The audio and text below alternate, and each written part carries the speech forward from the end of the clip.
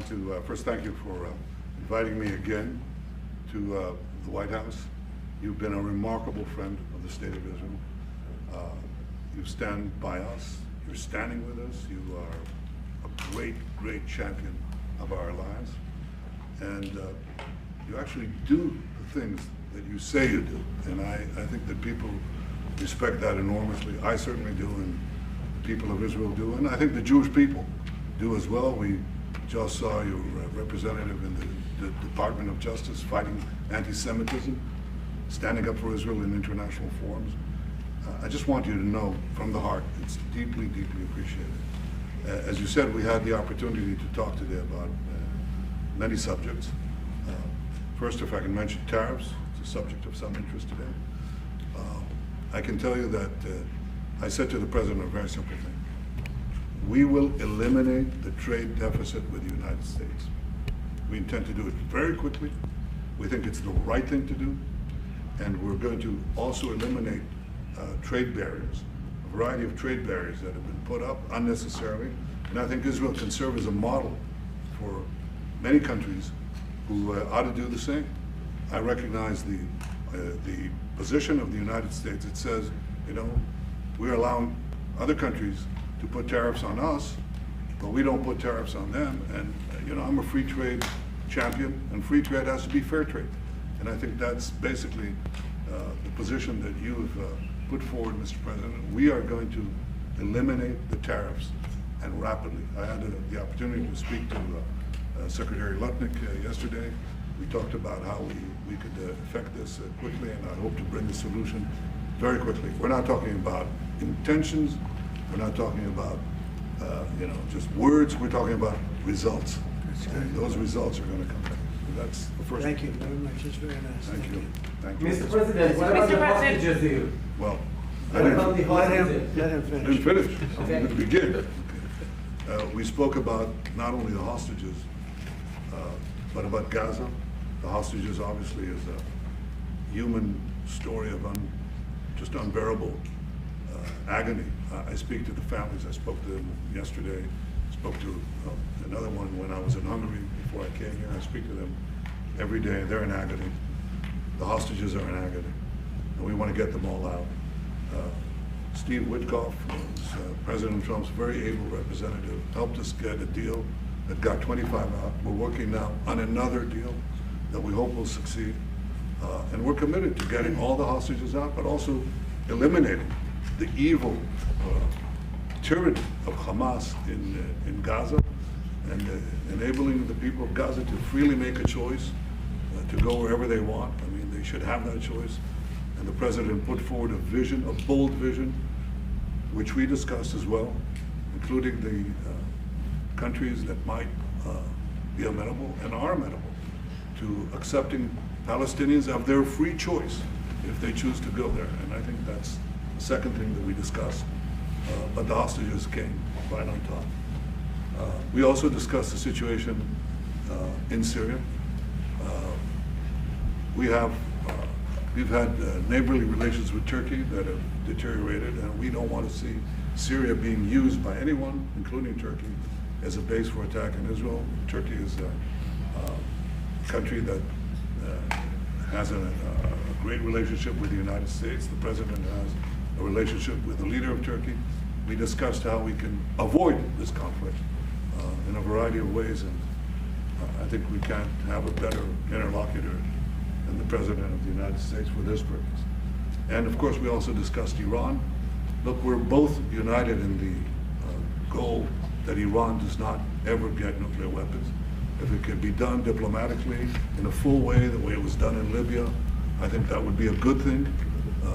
But whatever happens, we have to make sure that Iran does not have nuclear weapons. That's the end of my speech. Mr. President, what is your We're having direct getting all talks the with, hostages out? wait. We're having direct talks with Iran. And they've started, it'll go on Saturday. We have a very big meeting, and we'll see what can happen.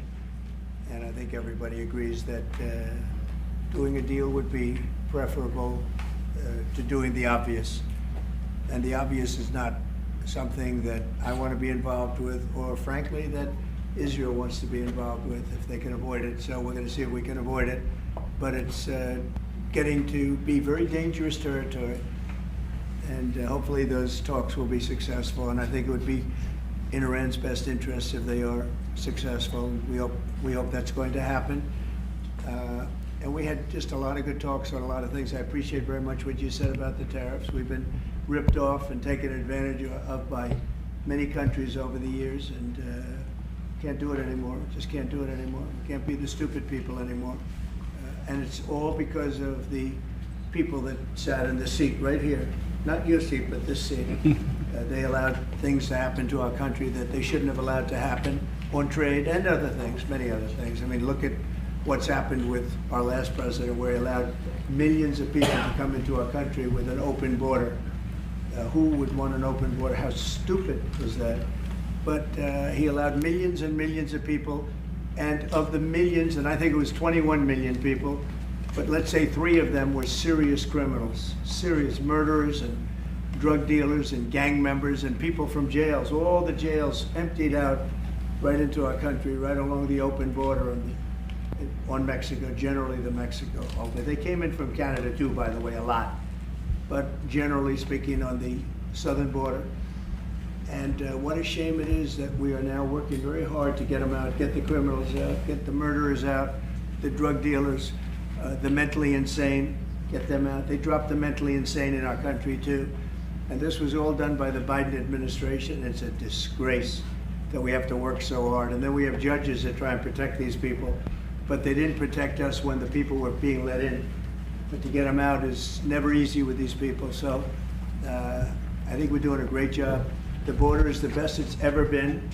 It's even as strong as it was. I had a great, solid border. I think it might even be tougher right now and stronger. So people are coming into our country, but they're coming in legally. We have a legal process, and we have that moving along properly, because we need people to come into our country, but we want people that can love our country and cherish our country. So that's where we are. And with that, any questions? Mr. President, European Union reaction to the markets today, and would you be open to a pause in tariffs to allow for negotiations?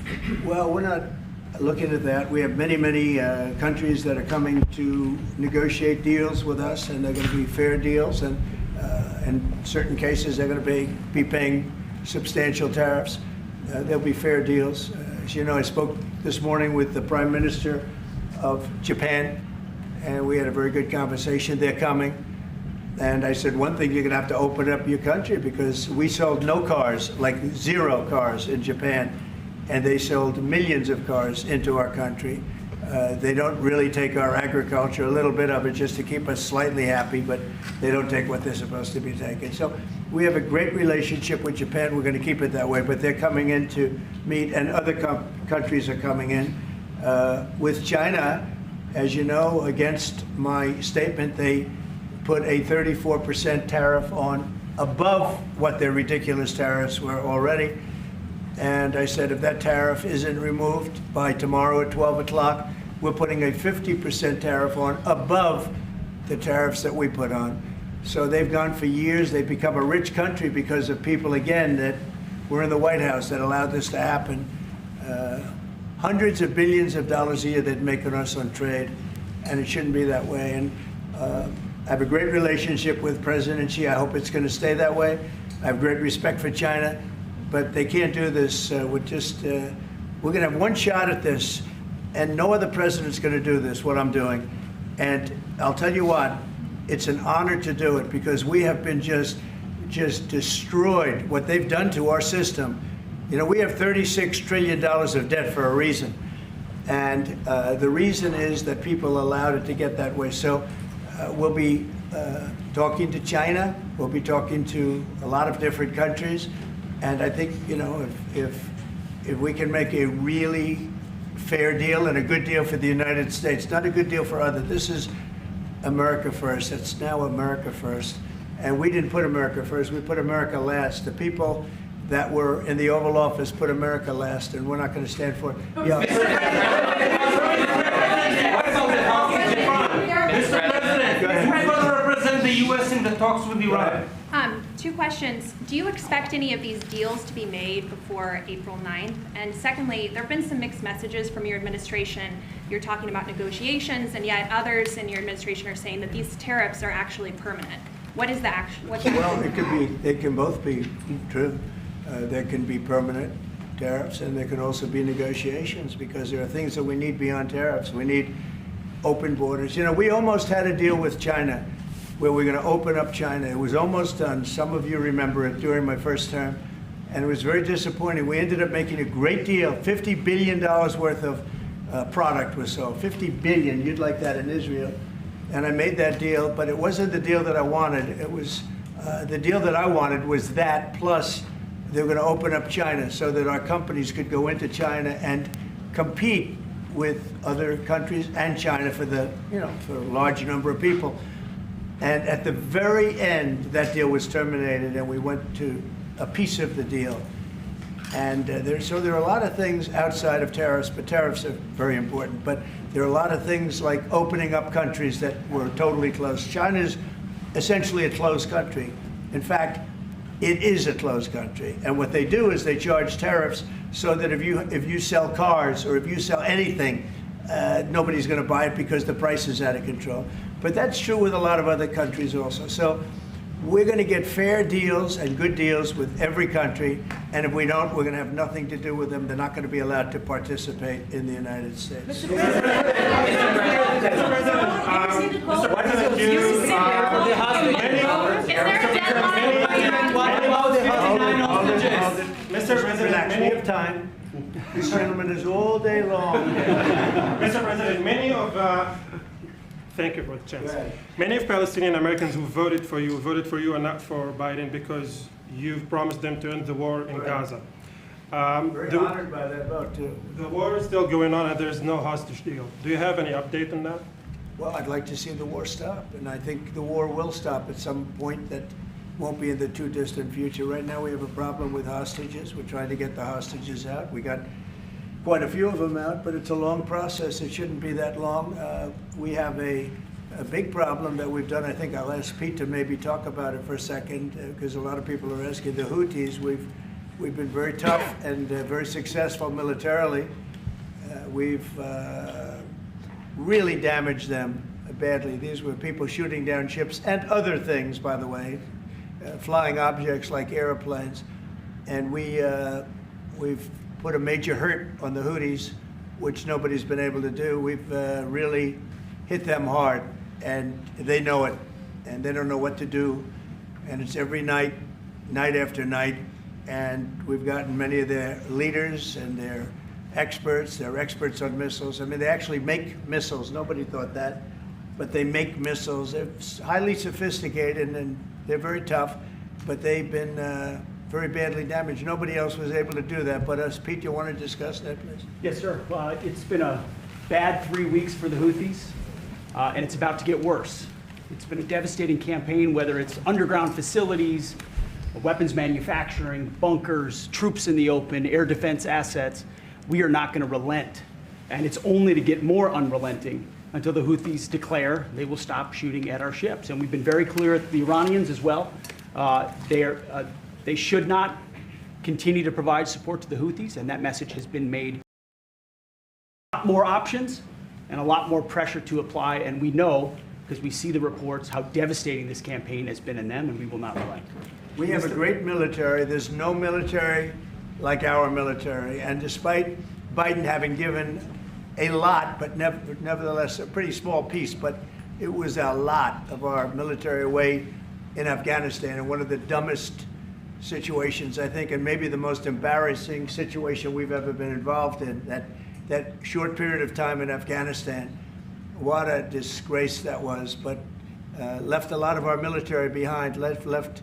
You see them in their annual parades where they're parading trucks that are armor-plated and different things that they can't, but it's many billions of dollars we left behind. But despite that, we have a tremendous military. That was a very small portion, because we rebuilt the military during my first term, and we have great things happening with our military. We also essentially approved a budget which is in the facility, you'll like to hear this, of $1 trillion, $1 trillion, and nobody's seen anything like it. We have to build our military, and we're very cost conscious, but the military is something that we have to build, and we have to be strong because you got a lot of bad forces out there now. So we're going to be approving a budget, and I'm proud to say, actually, the biggest one we've ever done for the military. We're cutting other things that were under DOGE, but under a lot of other. When you look at a woman getting $2 billion for environmental, and it had nothing to do with environmental, and they had $100 in the bank, and they give her $2 billion. Many of those cases, all that stuff is going to be cut out. But we are getting a very powerful military. We have things under order now, the likes of which we've never had before. We've never had the kind of aircraft, the kind of missiles, anything that we have ordered. And it's in many ways too bad that we have to do it, because hopefully we're not going to have to use it. But the military is very powerful, and it's going to remain that way. How do you... Mr. President, deal, please. Yes, please. Thank you, Mr. President. I want to ask you about Iran, because this is the first time we hear that the U.S. is having a direct contact with the Iranians. Is it possible to give us some more information at what level the U.S. is represented? High level, very high level. Yeah. And we're dealing with the Iranians. We have a very big meeting on Saturday, and we're dealing with them directly. You know, a lot of people say, oh, maybe you're going through surrogates, or you're not dealing directly, you're dealing through other countries. No, we're dealing with them directly, and maybe a deal is going to be made. That would be great. It'll be really great for Iran, I can tell you that. But hopefully, we're not going to have to get into that. We are meeting very importantly on Saturday at almost the highest level, and we'll see how it works out. Please. How do you ensure, Mr. President, that these tariffs don't drive U.S. trading partners into the hands of the Chinese? That they I'm not worried about it. I'm not worried about it. If they want to be in the hands of the U.S., they don't want to be in the hands of the Chinese. And the Chinese have turned out to be really not very good at that. People that are with us, they're with us. But we cannot be taken advantage of any longer. I used to watch these deals for years. I've been talking about it for years. You know, I've been talking about it for 35 years, how our country is being ripped off. I mean, 30 years ago it was Japan, then it was something else, then it was another group, then it was China. China's doing the best job of it, frankly. And it's just not going to happen, not going to happen. Mr. President, you said it may The EU take... has said that they have offered 0 for 0 tariffs on cars and industrial goods. Is that not enough? Well, the EU, no, it's not. The EU has been very tough over the years. I always say it was formed to really do damage to the United States in trade. That's the reason it was formed. It was formed with all of the countries from Europe, I guess most of them, not all of them, but most of them. And they formed together to create a little bit of a monopoly situation, to create a unified force against the United States for trade.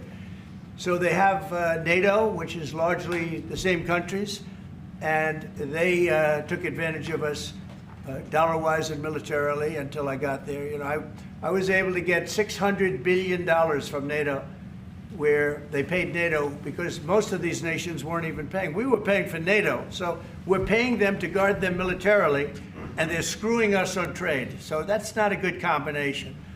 So now it's really turned around. It's the opposite, and the European Union's been very bad to us. They don't take our cars, like Japan in that sense. They don't take our agricultural product.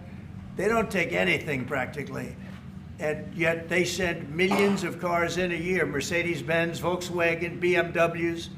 They're sending millions and millions of cars into the U.S., but we don't have a car that's been sold to the European Union or other places, but let's go for the European Union. And it's not going to be that way. It's got to be fair and reciprocal. It's got to be fair. It's not fair. We have a deficit with the European Union of $350 billion.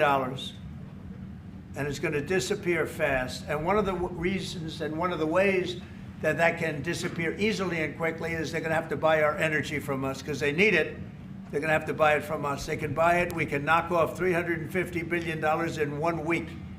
They have to buy and commit to buy a like amount of energy. And we have that, you know, we have more energy than any country in the world. I don't know if you know that. He knows everything, but the one thing he may not know, we have more energy than any country in the world. We have more of every kind of energy, every form of energy, from oil and gas to coal. And people talk about, I call it beautiful, clean coal.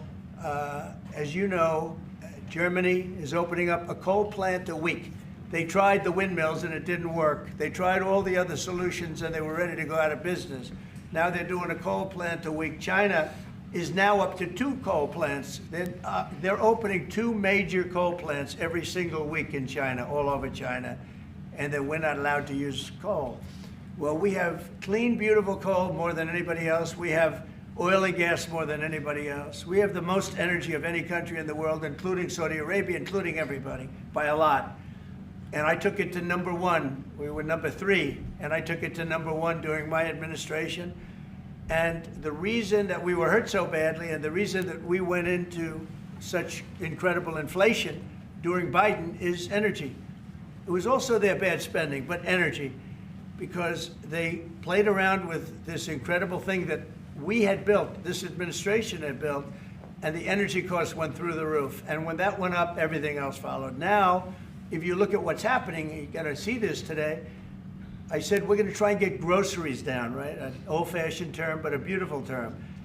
Eggs. So when I got in, the press went absolutely crazy the first week. They said, eggs have quadrupled in price. I said, I just got here. Tell me about it. And Brooke Rollins and our team did a great job, and eggs are down now 79%, and they're all over the place. And this was a problem that somebody else would have taken a long time to cure. We have energy is down. We have interest rates are down. We have groceries, meaning food is down. We have everything is down at levels that nobody ever thought possible. Energy looks like it's going to be in the $2.50 a gallon range and maybe below that for a car, so for gasoline. So we're really doing amazing. I mean, we're cutting prices because prices got so high, people couldn't live. I mean, the prices for groceries, the prices for standard groceries, standard things were going through the roof. They couldn't live. And now those prices are coming down. So call them groceries, but that's down, energy's down, and interest rates are down. Everything's down.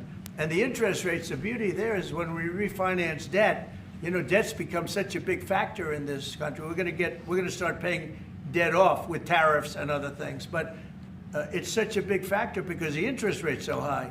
Well, now that's coming way down. So our budget's going to look a lot better because interest costs are way down. And I guess I've done that. Okay. Many Israelis are watching you now on live show. Good. What is your specific way of getting the hostages out from the horrific captivity? We are trying very hard to get the hostages out. We're looking at another ceasefire. We'll see what happens. But we want to get the hostages out. The Israeli people want the hostages out more than anything. They want the hostages out. This man is working very hard with us to do that. I mean, I don't know. I hope he's being appreciated because he's been a great leader. He's working very, very hard on the hostages and many other things. And there are plenty of things you have to work on. It's a tough place in the world. I have a good partner. Yeah, you do have a good partner, and so do we. We're working very hard on the hostages.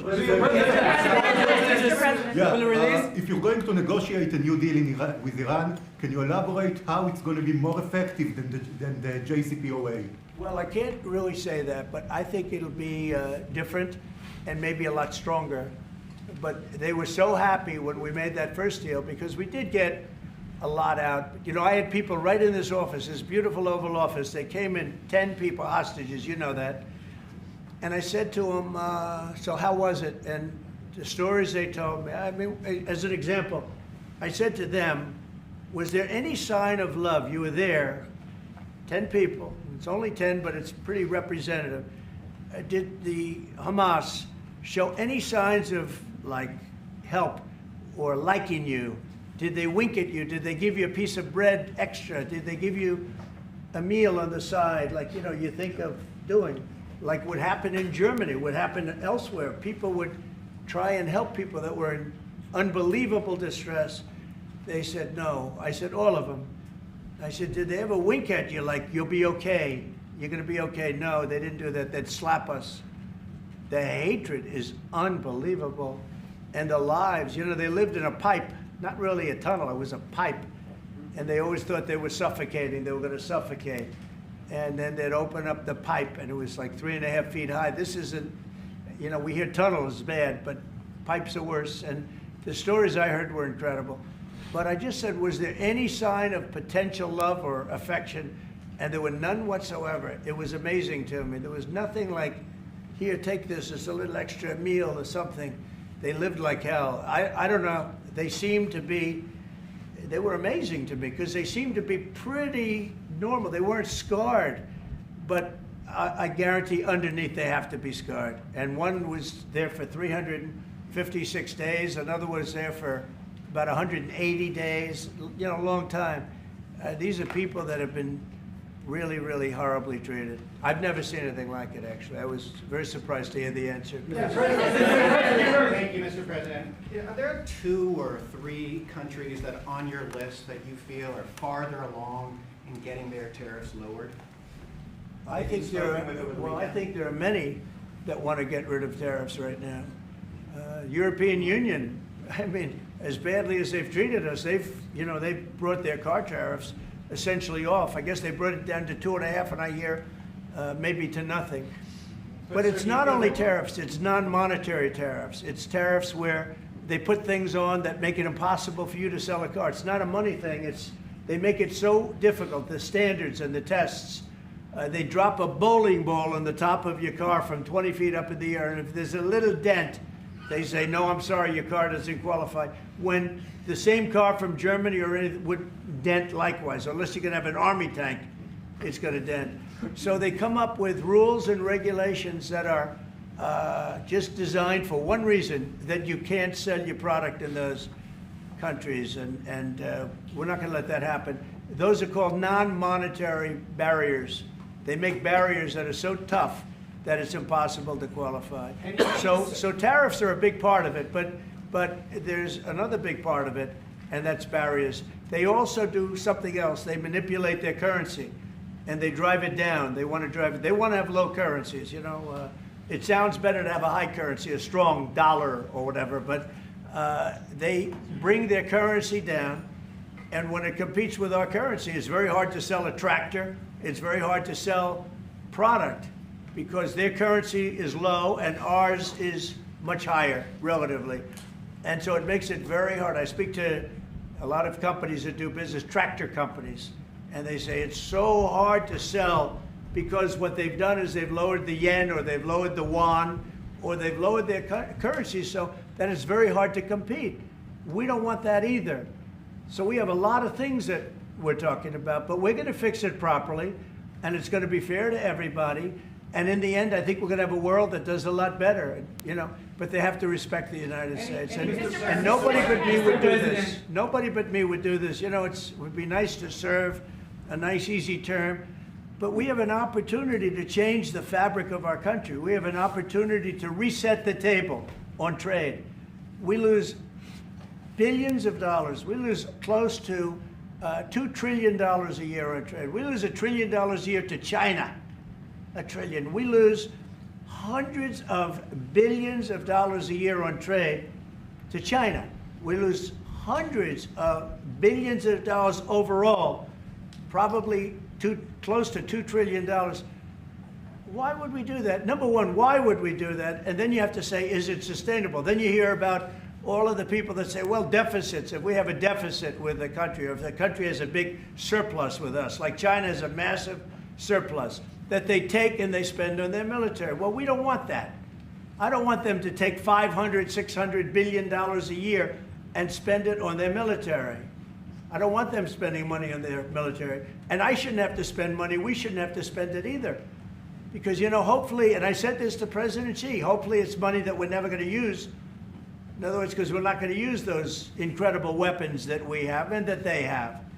We don't want that. So it's going to be very interesting. It's the only chance our country will have to reset the table, because no other president would be willing to do what I'm doing or to even go through it. Now, I don't mind going through it because I see a beautiful picture at the end, but we are making tremendous progress with a lot of countries, and the countries that really took advantage of us are now saying, please negotiate. You know why? Because they're getting beaten badly because of what's happening. They're getting beaten badly. They're being devalued as countries. But it's the only chance we're going to have to reset the table on trade. And when we do, we're going to come out unbelievably well. We're going to have a strong country economically again. And we're going to have those factories that are empty all over the United States. We've lost 90,000 plants and factories. Think of this, 90,000, you wouldn't think it's possible. 90,000 plants and factories since NAFTA, which was, by the way, the worst trade deal ever developed, ever had by any country anywhere, NAFTA. And I terminated NAFTA. Everybody said it would be impossible. And I terminated it through Congress. We terminated it. You had to get it through Congress. It was a trap. It was a horrible thing, and we got it done. And we went to the USMCA, which was much better. The problem is they cheat. They cheat like crazy. Canada cheats, Mexico cheats, just one of those things. But we are resetting a table, and we're going to have great trade, and we're going to have a very strong country. Our country is going to be at a level that has maybe never been, or maybe, you know, our country was the strongest, believe it or not, from 1870 to 1913. You know why? It was all tariff-based. We had no income tax.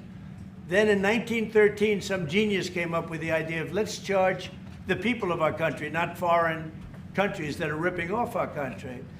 And the country was never that kind of wealth. We had so much wealth, we didn't know what to do with our money.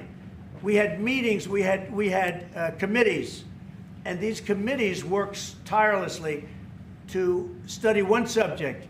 We have so much money. What are we going to do with it? Who are we going to give it to? And I hope we're going to be in that position again. Mr. President, do you plan to reduce the tariffs that your government put on Israeli goods, 17%? On where? On Israeli goods, the 17%. Do you plan Well, to we're reduce talking about a whole new trade. Maybe not. Maybe not. Don't forget, we help Israel a lot. You know, we give Israel $4 billion a year. That's a lot. Congratulations, by the way. That's pretty good. But we give Israel billions of dollars a year. Billions. It's one of the highest of, and we give a lot of countries money. You wouldn't believe if I said we give Afghanistan a lot of money, didn't it? Because that was a Biden deal, another Biden deal. Not only did he embarrass us with that, but they give them billions of dollars, Afghanistan, right? So, but no, we take good care of our friends, and we don't take care of our enemies. We're not taking care of our enemies anymore, but we do take care of our friends. Mr. Berman from the Times of Israel. The IDF is fighting again in the Gaza Strip. I myself might be called up in a month. Do you think that's the way to pressure Hamas to get to a deal? And do you think blocking humanitarian aid is also an effective pressure tactic? Well, you know how I feel about the Gaza Strip. I think it's an incredible piece of important real estate, and I think it's something that we would be involved in, but you know, having a peace force like the United States there, controlling and owning the Gaza Strip would be a good thing.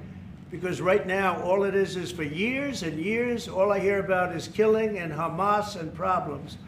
And if you take the people, the Palestinians, and move them around to different countries, and you have plenty of countries that will do that, and you really have a freedom zone. You call it the freedom zone, a free zone, a zone where people aren't going to be killed every day. That's a hell of a place.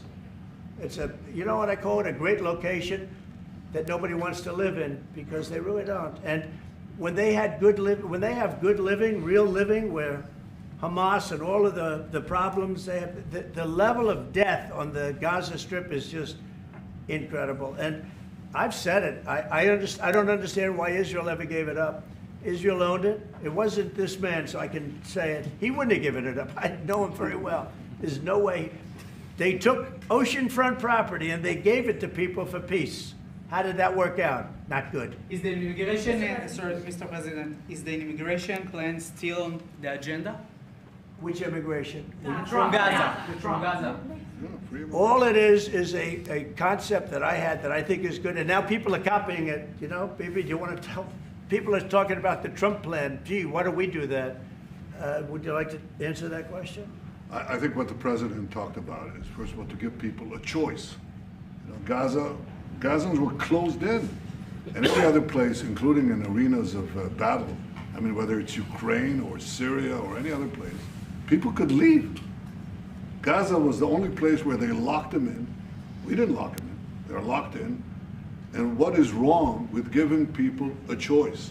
Now, we've been talking, including over lunch, about some countries, I won't go into them right now, that are saying, you know, if Gazans want to leave, we want to take them in. And I think this is the right thing to do. If you give, you know, it's going to take years to rebuild Gaza. In the meantime, people can have an option. The president has a vision. Countries are responding to that vision. We're working on it. I hope we'll have good news for you. I will say people love, excuse me, people really do love that vision.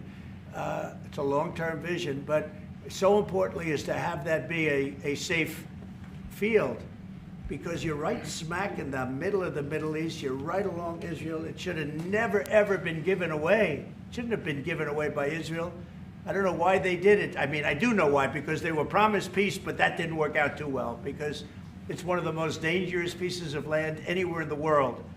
Gaza is one of the most dangerous places in the world.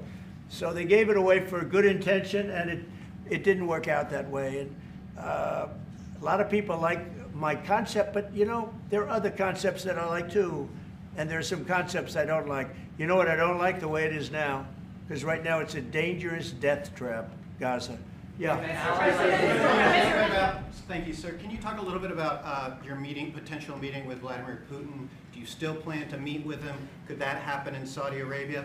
And maybe you could elaborate as well a little bit on not providing tariffs on Russia, sir. So the reason we're not talking about tariffs with Russia is because we're not doing business essentially with Russia, because they're in a war. And I'm not happy about what's going on with the bombing, because they're bombing like crazy right now. They're bombing. I don't know what's happening there. That's not a good situation. So we're meeting with Russia. We're meeting with Ukraine. And we're getting sort of close. But I'm not happy with all the bombing that's going on the last week or so. Horrible. It's a horrible thing. It's a horrible thing. Can countries negotiate to get below 10%? In terms of In tariffs? terms of tariffs, yes. Look, we've been ripped off and taken advantage of for 40, 50, 60 years. And the reason we got ripped off and the way they did it was tariffs. They would charge tariffs, massive numbers of dollars.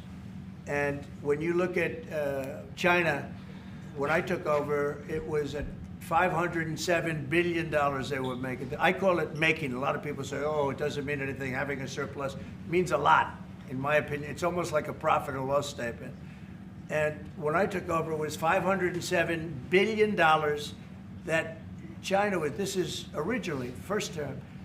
And we were very, very tough on them, because they were taking that money and they were building a military with it. Then when Biden came in, he let them get away with murder. He had no idea. I'll tell you what, that man had no idea what was happening, whether it was the border or China or anything else. He had no idea what was going on. And they went wild. China went wild. And the money they make is ridiculous, okay? It's just not gonna happen. And hopefully we'll get along with China. If we do, that's great. And if we don't, that's okay too. But we can't let that continue, because that's an abuse. They abused the poor people that sat in this seat. That poor Biden, he was abused by them. They took advantage of him, and I'm surprised. You know, they have smart people. They were radical left lunatics, but they're smart. I'm surprised they'd allow that to take, you know, to happen. But we are going to bring great trade, and we're going to be fair to other countries. And I will say this. Virtually every country wants to negotiate. If I didn't do what I did over the last couple of weeks, You wouldn't have anybody wants to negotiate. We would have gone to these countries, you want to talk? And they, well, we don't want to talk. Now they're coming to us. They're offering things like even Bibi, and this is unrelated because it's a different kind of a relationship, but he started off our conversation today that he's cutting all of the tariffs, he's cutting everything. He's going to get down to a free base. He's going to do things that, in all fairness, other countries, if they said that, would have never even thought about doing it. Now they're offering things to us that we would have never even thought of asking them for because they're experiencing a lot of hurt. And the hurt is that they've taken advantage of us and we finally fought back. Tariffs will make this country very rich. We're rich anyway, but we're rich in a certain way. We have $36 trillion in debt. I want to get rid of it, and we can do it quickly with proper deals. So when countries don't allow us to sell our product, but we allow them to sell their product, when they charge us massive amounts of money for the privilege of going into their country, those days are over. Okay. Yeah, go ahead. Me? Sir? Me? Yeah. Thank you, Mr. President. On Iran, two questions, please. First, if you can give us more details about where the meeting on Saturday is going to take place. I can't tell you that. I can just tell you there's a major meeting going on between us and Iran, and that'll take place on Saturday, and it's at top level. And the second question about this. A lot of people think that those talks are not going to lead anywhere because the Iranians will never give up. Sure. I think that's a possibility too. If diplomacy fails, is the United States, under your leadership, ready to take military action to destroy the Iranian nuclear program and remove this threat? I think if the talks aren't successful with Iran, I think Iran is going to be in great danger. And I hate to say it, great danger, because they can't have a nuclear weapon. So is that a yes? You know, it's not a complicated formula. Iran cannot have a nuclear weapon. That's all there is. So Can't have it. Ready? Right now, we have countries that have nuclear power that shouldn't have it, but I'm sure we'll be able to negotiate out of that too as part of this later on down the line. But Iran cannot have a nuclear weapon. And if the talks aren't successful, I actually think it'll be a very bad day for Iran if that's the case. Yeah. Mr. President, on manufacturing, Mr. President. Mr. President, was October 7th the death blow of the two-state solution, and would you consider classifying the Palestinian Authority as a terrorist organization for its continued pay-for-slay terror financing payments? So October 7th was a horrible day that some people, they deny it. Now, I can't believe they deny it from the standpoint of it. They do it because they think it's good politically. But I've seen the tapes. I've seen things that you don't want to see. October 7th was a horrible day, and it will go down as one of the really bad days in the history of the world. It was a horrible, horrible thing that happened. And they grabbed some of these people. I'll give you an example. When I was with the 10 hostages a few weeks ago, I said, so how many are there? 59. I said, oh, so 59, so we can get 59. They sort of knew the territory pretty good. And I said, how are they doing? They said, well, only 24 are living, the rest are dead. And these are young people largely. Young people don't die. You know, young people have an amazing ability to live. They can live through horrible things, but these are young people. And when they said that 24 are living and the rest are dead. And you know, I've had parents come up, Israeli parents largely. We have some Americans, and I guess we have one left. Alex, we have the one left. But I've had Israeli parents come up to me at events and say, my son is there. I said, well, how's he doing? Well, he's dead. But would you do me the biggest favor ever? Could you bring his body back home?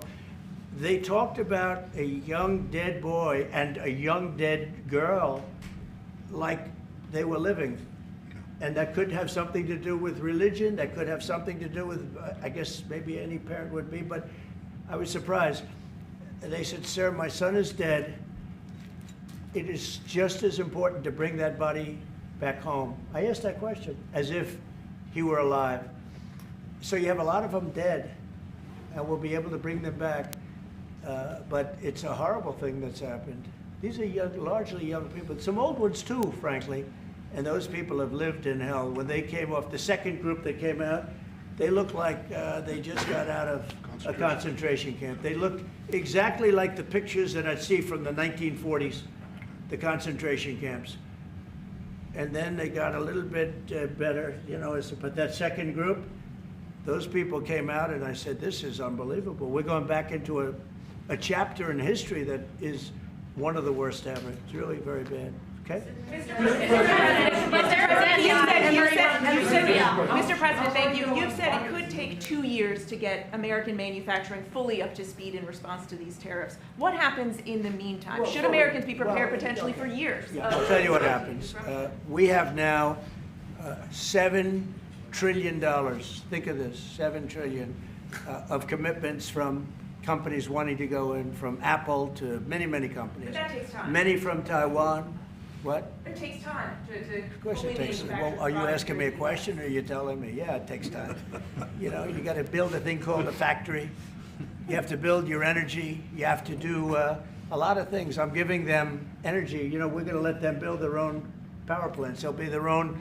Essentially, they're going to be in charge of the power plant because our power is not reliable enough. You have a grid that's old and susceptible to a lot of things, including bombing and weather and a lot of other things. And we're going to give them record timing in terms of approvals of electric plants. Most of them want to build electric plants. We need massive amounts of electricity if we're going to compete with China and others. And interestingly, we're way ahead right now in the AI race with China.